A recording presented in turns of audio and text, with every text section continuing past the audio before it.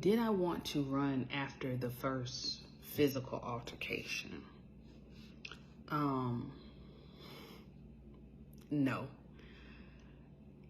I really cannot honestly remember the exact first physical altercation. I just do remember some that were really bad.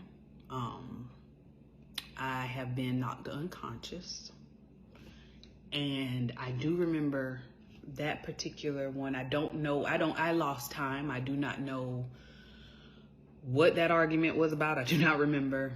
I don't remember how I even got on the floor, how I got knocked out.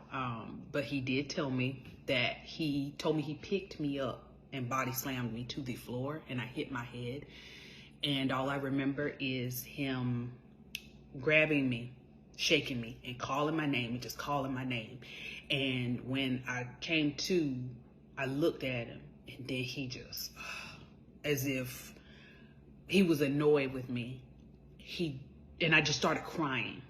It was like one of those, like a deep and I just started crying. And he literally dropped me to the floor. He had me by my shoulders.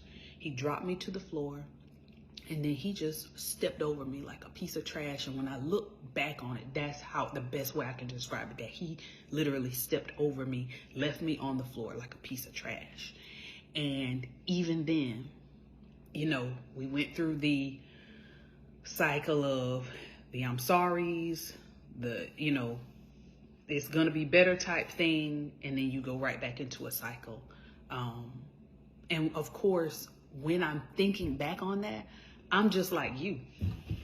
And you stayed, or you went back, and I know it's very hard to explain. It's very hard to get you to understand if you've never experienced it.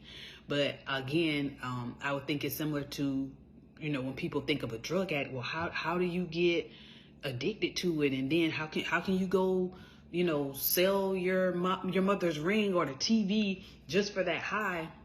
You can't explain it unless you've ever been in it. And that's just like, I've never been a drug addict, so I can't really judge anybody for any situations.